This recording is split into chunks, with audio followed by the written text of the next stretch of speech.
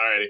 Hi, everybody. I'm Coach Joel, and tonight's presentation is on motivation and its misconceptions. We hear a lot about motivation, not just in the fitness industry, but all over. Some days you're motivated, some days you're not. So we're going to talk about that today. So, what is motivation to you guys, to anyone?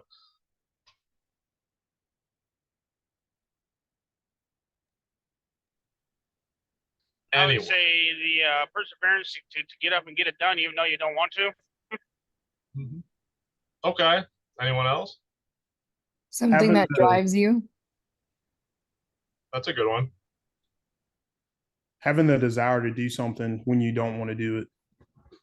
That's also good. Yep. Although that sounds more like discipline, those the first and the third ones there.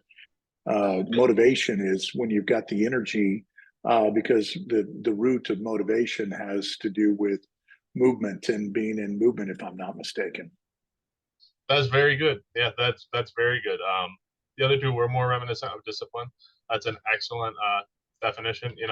In terms of the literal definition, it's the general desire or willingness of someone to do something. So you don't even really need to push yourself to do it. You just really, really want to. So I appreciate everyone's input, but it was really a trick question. Motivation as a whole is a limited and very unpredictable resource. It comes and goes like the wind. It's not something that can be relied on. It's very nice when it's present, but there are plenty of days where it's nowhere to be found. More often than not, it's nowhere to be found. So I'm sure that everybody can relate to that, in terms of fitness goals, working, prepping your food, all sorts of stuff. So this is exactly why we need to educate ourselves on how to reach our goals, even when we aren't motivated to do so, through other methods. Now, um, what motivates you guys? Tell me now.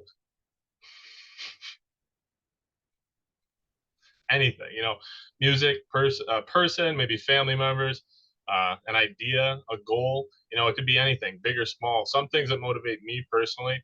I mean, classically, like music, that's a great motivator.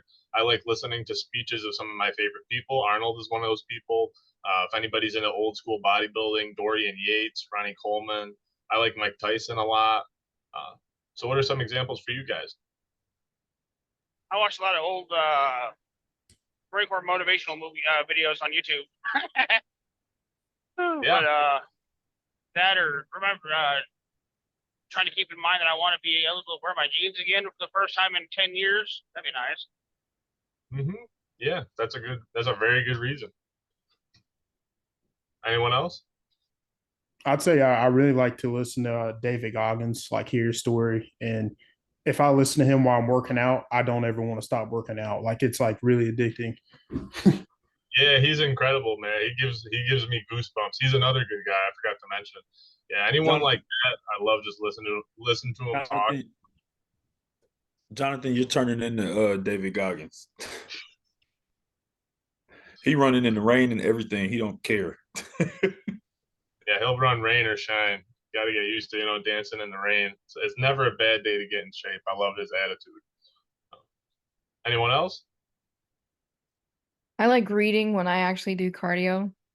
It gives me something to kind of like focus on while not focusing on like the time or the distance or anything like that. And it kind of like makes me go farther and go a lot longer than if I was just either listening to music or watching what's playing on the TVs in front of us. Mhm. Absolutely, yeah, something to kind of distract yourself a little bit, on those days where you are having a hard time staying motivated. I mean, some days it's easy to walk, some days it's like you don't even want to be there. So having those kind of distractions also is a good mechanism. Anyone else?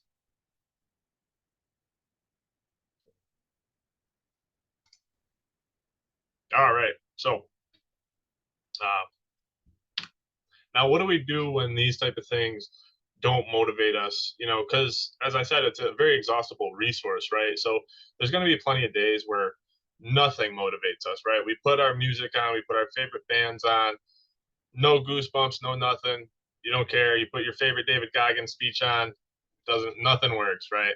You know, we turn to discipline. Like some of us in the beginning said, turning to discipline is when you're doing something that you you hate, but you do it like you love it because of the goals or outcomes, right? So you dig into your big why. So does anybody want to share their big why, for why they started this program? Generally just to better myself in every way. And once I started losing weight, I started to feel better, and that just kept me building my discipline and keep going. Very nice. Yeah. Just general improvement. Mine was to look like the brain that I am. Okay. I know it's kind of a dumb reason, but yeah, it worked for me. To me, there's no dumb reasons. If it gets you, going, that's all it needs, right? It doesn't have to be some giant esoteric thing. It could be something, smaller, whatever works. You know what I mean? A lot of the days you got to turn to whatever works to get moving. So, anyone else? I'd say for me, I wanted to be a part of the group, because everyone's positive and everyone's working towards the same thing I'm working towards. So now, seeing that, I feel like that's really helped me. Because, if I was just out here in the modern world, people would be like, well, when are you going to be off of your diet? Or, when are you going to stop working out? Because that's what Yep. their norm is. Mm-hmm. Absolutely. That's a great point, John. I think, if you are somebody who, even if you're not on a program like this, and you're going on a fitness journey, it's actually insane how much culturally it's questioned. You go out to the bar and people are like, well, why are you drinking?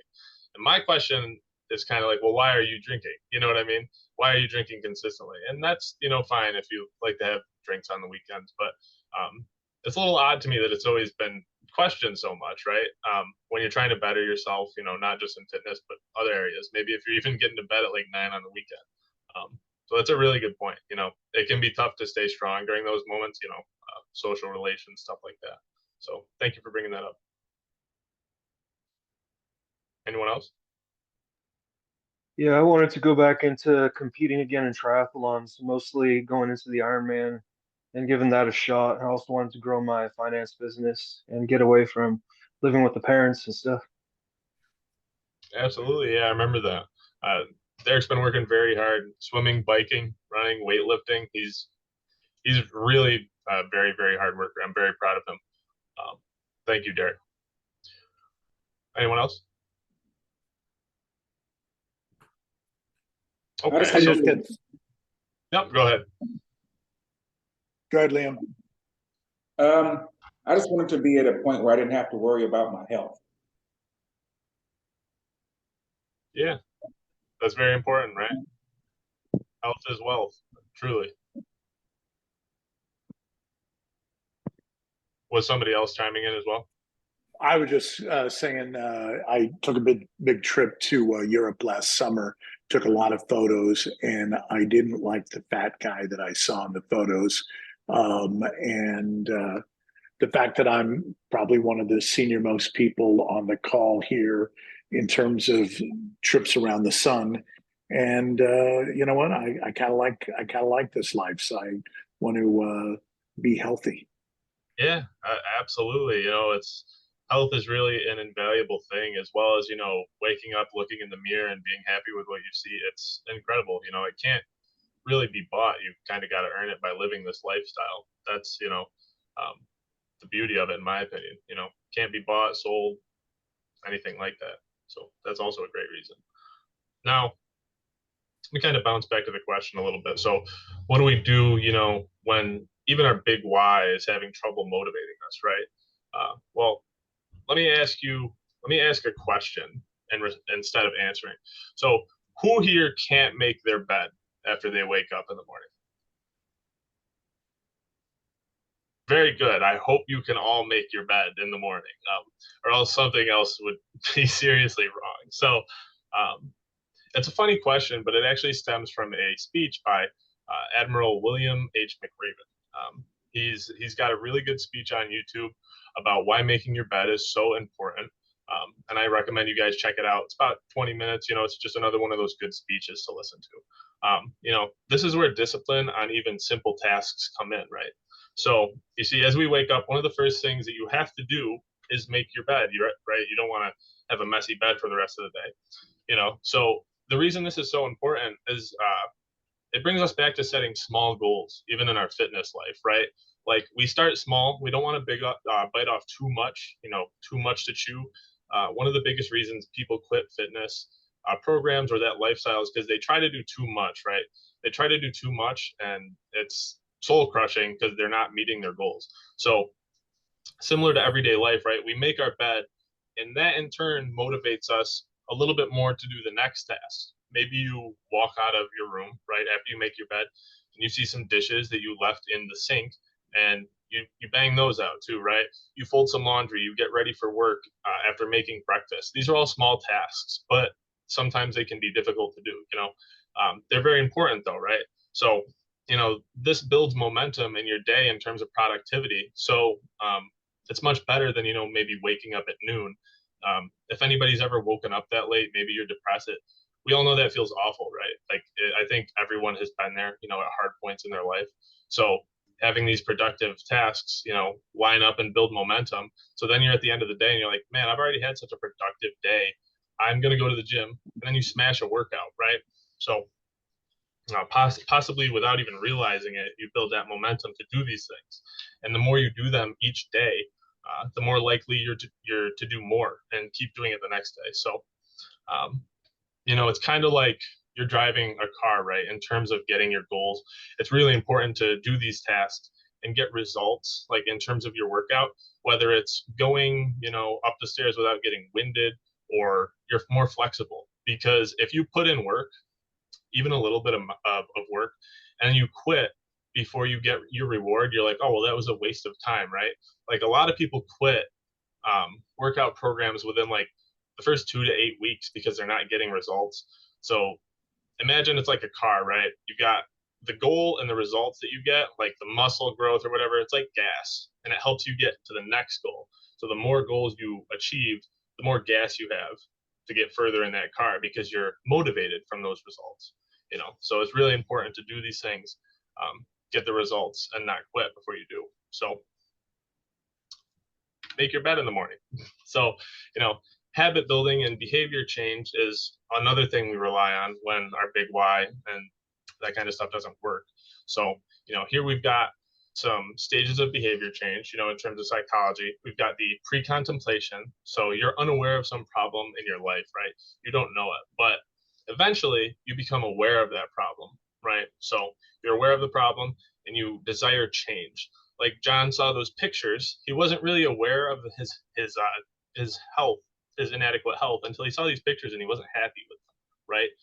Then he went into the contemplation stage. So he's like, I'm going to change my life. I don't like the way that I look. I'm not happy with my health.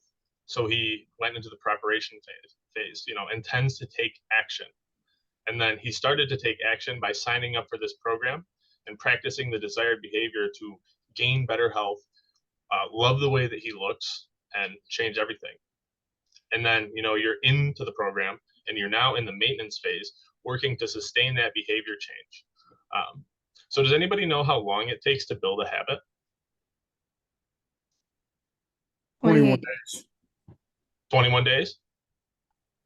Yep. So that's very good.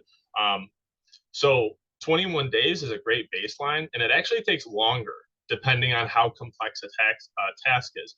Working out is actually a more complex task than most things. Habits could take up to a year to build, depending on the complexity. Maybe you're studying like physics or something like that, or you're working out. But 21 days is like a great baseline. So if you can do most things for 21 days, you're going to build that into a habit, start building a good base for your future, for your fitness and everything. And there's a picture of a pyramid here. You got people building this pyramid because a pyramid can only be as wide as its base in terms of height, as tall as its base, rather. So building a good base is important, not just in fitness, but in life in general. So these small habits and end up in big gains in behavior change for the better. So these small lifestyle changes equal big wins, especially in fitness, right? So fitness is a journey, right? You can't just, work out for a month and have all your your goals achieved, right? That's just not how it works. Small changes over time, to our lifestyle are what result in these huge gains or losses, weight loss, depending on your goals.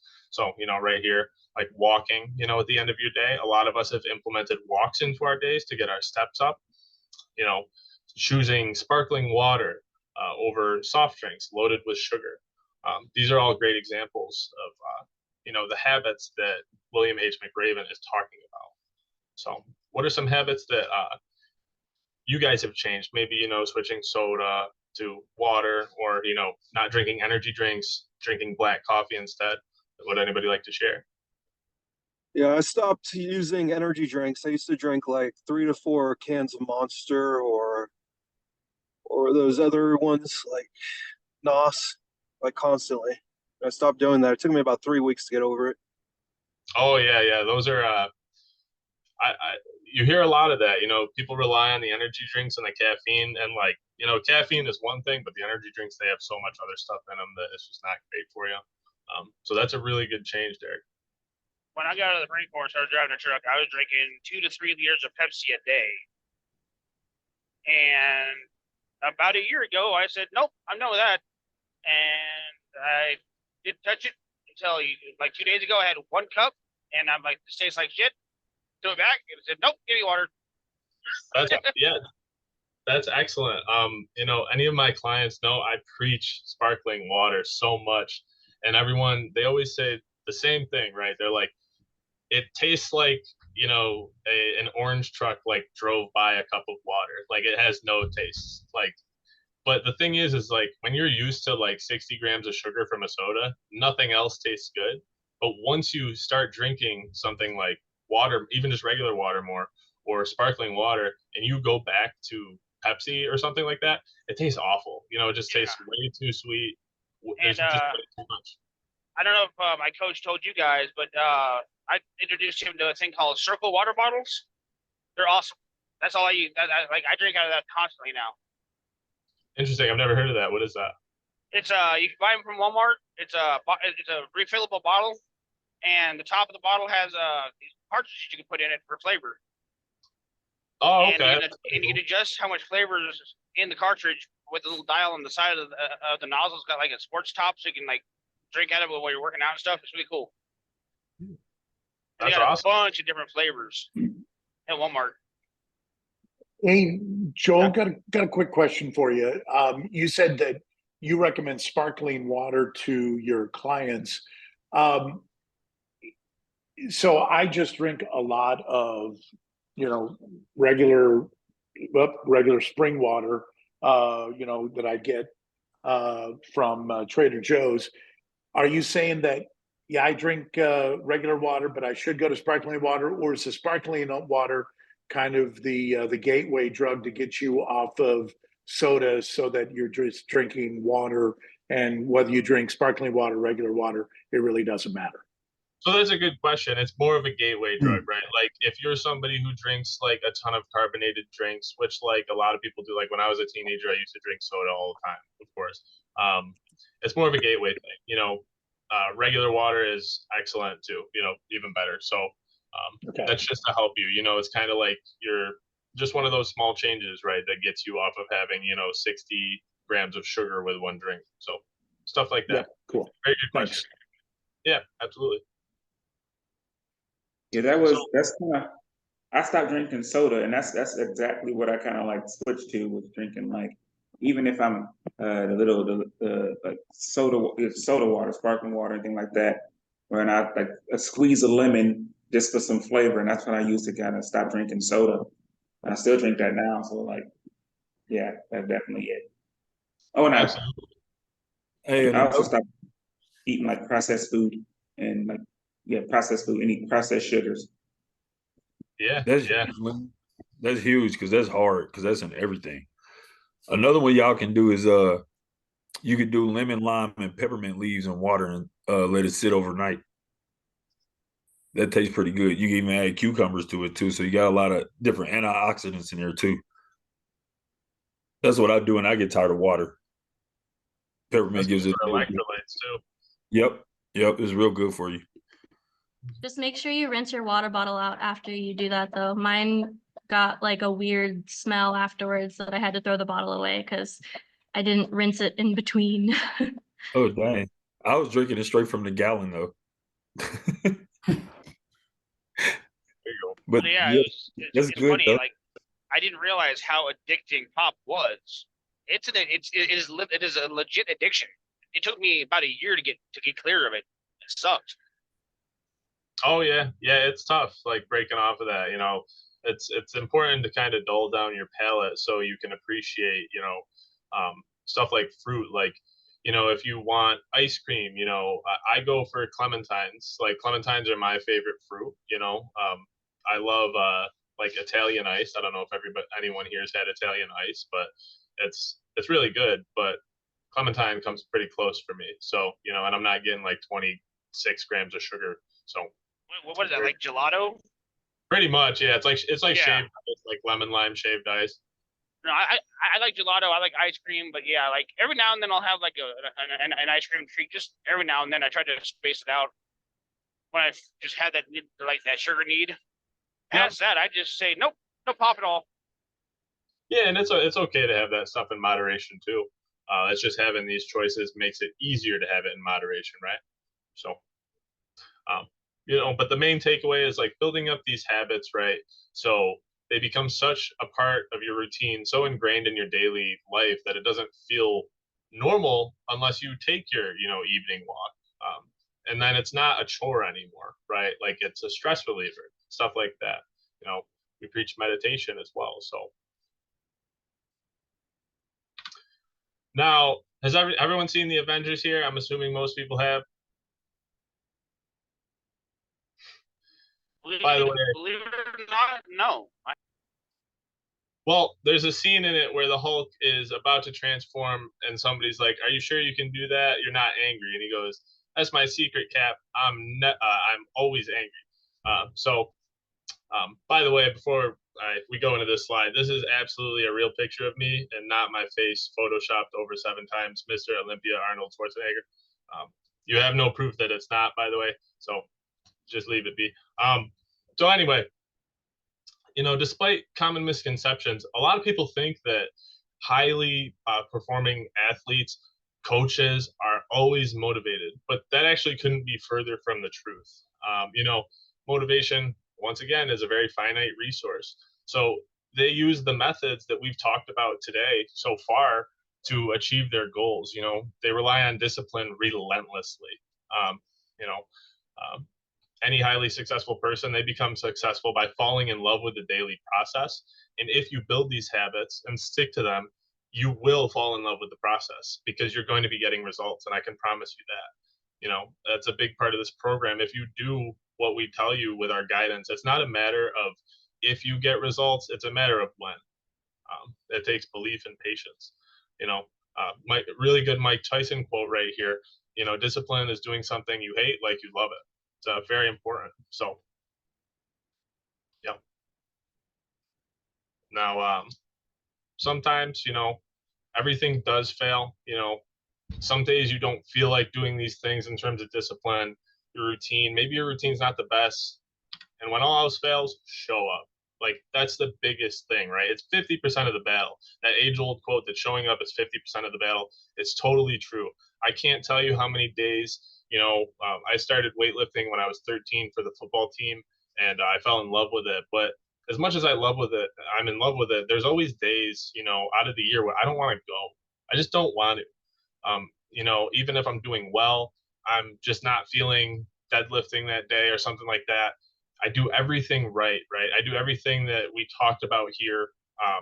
My motivational coping mechanisms aren't working, the speeches, the music. I had a really good routine. I still don't want to go to the gym, when like 2 o'clock or 5 comes around, because that's usually when I go. So I get in my car, I force myself to get in my car, and I show up to the gym. And sometimes that is enough to change my mentality. It sounds very weird. I go to an old school powerlifting gym in Syracuse, New York. It's called Hercules. Um, and just seeing the people there and walking in there, and as odd as it sounds, just smelling the air, the chalk, the metal, everything. It flips like a switch in my head, and I just turn on sometimes. So that's the biggest thing. Go out, go to a gym where there's people, and it can flip that switch for you as well. So has that ever happened to anybody? Crazy thing, Joel, is one thing I can attest for because I go to the gym a lot, and I feel like that a lot of the times. But those are the days you get the best lifts too. Yep. Something I've always said is the days that you don't want to be there are some of the most important. Um, they'll help you discover that you may not be happy with the workout. Another famous Arnold quote: "You may not like the workout, but you will always love the results." And that's very, very true. I get you. You will not get to the end of a workout, even if it was tiring, and not be, happy that you did it. There's no such thing as a bad workout except for the one that you didn't do. You know, unless you're like deathly sick or something. Of course, there's some exceptions, but um, no. So another really big rule of thumb here is not to beat yourself up, right? One of the biggest misconceptions is like people think, oh, I'm not motivated.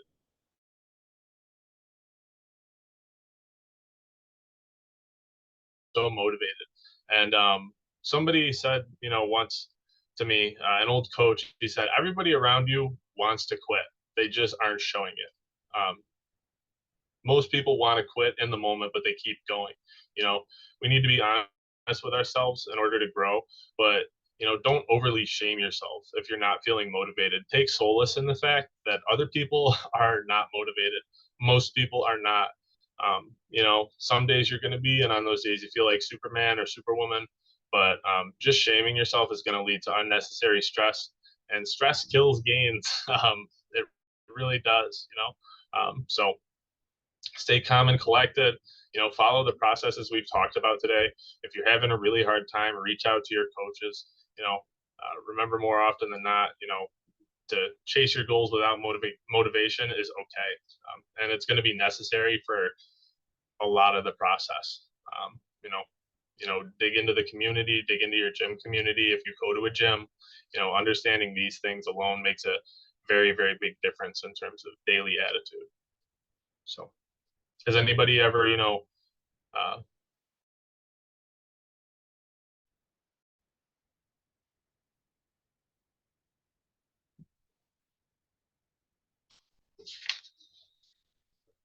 You cut out for me. I didn't hear the rest of that question.